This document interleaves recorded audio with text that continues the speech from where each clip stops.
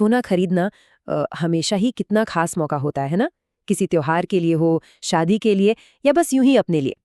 लेकिन वो जो खरीदारी की खुशी है, क्या बिल हाथ में आते ही थोड़ी सी फीकी पड़ जाती है?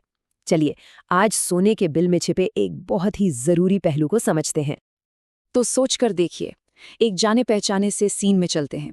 किसी ज्वेलरी की दुकान में है, चारों तरफ एक से बढ़कर एक खूबसूरत डिजाइन है और काफी देखने के बाद आखिरकार वो एक चीज मिल ही जाती है जो दिल को भा जाए। बस फैसला हो गया। खरीदारी का वो एहसास ही कुछ और होता है। अब बस बिल पे करना बाकी है। उस पल में तो लगता है कि सब कुछ बिल्कुल परफेक्ट है। लेकिन एक मिनट, क्या कभी ये सोचा है कि उस बिल में कुछ ऐसा भी हो सकता है जिस पर ध्यान देने की जरूरत हो? क्या वो बिल उतना ही परफेक्ट है जितनी वो खूबसूरत ज्वेलरी? चलिए, अब जरा उस कागज के टुकड़े को गौर से देखते हैं, क्योंकि एक छोटी सी डिटेल, एक छोटा सा नंबर जेब पर बड़ा असर डाल सकता है। तो बिल पर नजर डालते ही सबसे पहले दिखता है कि सोने की कीमत पर 3% जीएसटी लगा है। यहां तक तो सब ठीक है, राइट? ये बिल्कुल सही कैलकुलेशन है।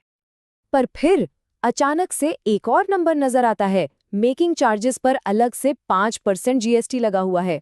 और बस यहीं पर सवाल खड़ा होता है, भाई एक ही चीज खरीदी है तो उस पर 2 अलग-अलग टैक्स रेट क्यों? ज्यादातर लोग यहीं कंफ्यूज हो जाते हैं।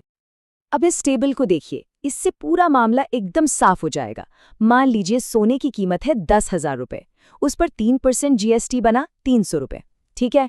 और फिर 2,000 रुपए के मेकिंग चार्ज पर 5% जीएसटी लगाया, यानी 100 रुपए, और कुल बिल बन गया 12,400 रुपए।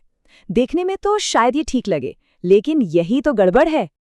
और जैसे ही कोई इस पर सवाल उठाता है, तो ज्वेलर का जवाब भी अक्सर कुछ ऐसा ही होता है। वो समझाते हैं कि सोना तो गुड्स है, उस पर अलग टैक्स है, और मेकिंग चार्ज एक सर्विस है, तो उस पर अलग टैक्स लगेगा। ये एक बहुत ही आम गलतफहमी है।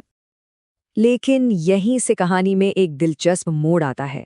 एक जागरूक ग्राहक एक ऐसे जरूरी नियम की तरफ इशारा करता है जो पूरा का पूरा हिस्सा भी बदल देता है। और वो नियम है कंपोजिट सप्लाई का नियम। तो ये कंपोजिट सप्लाई आखिर है क्या? देखिए, इसका सीधा सा मतलब है कि जब कोई ऐसी चीज खरीदता है जिसमें एक से ज्यादा सामान या सर्विस दोगल रूप से जुड़े हुए हों, तो उसे एक ही माना जाएगा। अब गहनों के मामले में मेकिंग चार्ज कोई अलग से दी जाने वाली सर्विस नहीं है। अरे भाई, वो तो गहने बनाने का ही एक जरूरी हिस्सा है। बिना मेकिंग चार्ज के गहना बन ही नहीं सकता है ना। तो नियम एकदम साफ है। जो टैक्स रेट मुख्य चीज पर लगेगा, इस केस में सोना, वही रेट पूरे अमाउंट पर, यानी सोने की कीमत और मेकिंग चार्ज दोनों को मिलाकर लागू होगा। तो अब जब नियम पता चल गया है, तो फिर देखते हैं कि असली में सही बिल दिखना कैसा चाहिए। इसका सही तरीका बहुत ही आसान है। बस 2 सिंपल स्टेप्स। पहला, सोने की कीमत और मेकिंग चार्ज को एक साथ जोड़ दीजिए, और दूसरा, उस टोटल वैल्यू पर एक ही यानी 3% जीएसटी लगा दीजिए। और ये रहा नतीजा। टोटल वैल्यू हुई 12,000 रुपए। जब इस पर 3% की एक ही जीएसटी दर लगाई जाती है, तो टैक्स बनता है 360 रुपए, और कुल बिल हुआ 12,360 रुपए। मतलब पहले वाले बिल से पूरे 40 रुपए कम। अब रकम छोटी लग सकती है, पर बात सही और गलत की है। और मजे की बात देखिए, जैसे ही एक जानकार ग्राहक ये हिसाब सामने रखता है, तो गलत चार्ज को फौरन एक सिस्टम एरर बता के ठीक कर दिया जाता है। वाकई जानकारी में ही असली ताकत है ना? तो इस पूरी कहानी का सबक क्या है? असली ताकत एक जागरूक और जानकारी रखने वाले ग्राहक बनने में ही है। तो अगली बार सोना खरीदने जाने से पहले ये कुछ बातें गांठ बांध लीजिए। अपना बिल हमेशा ध्यान से चेक करें। याद रखें, मेकिंग चार्ज ज्वेलरी का ही हिस्सा है, कोई अलग सर्विस नहीं। इसलिए पूरे अमाउंट पर, यानी गोल्ड और मेकिंग चार्ज मिलाकर, सिर्फ सोने वाला 3% जीएसटी ही लगेगा। और अगर बिल में कुछ भी अलग दिखे, तो सवाल पूछने से जरा भी न हिचकिचाएं।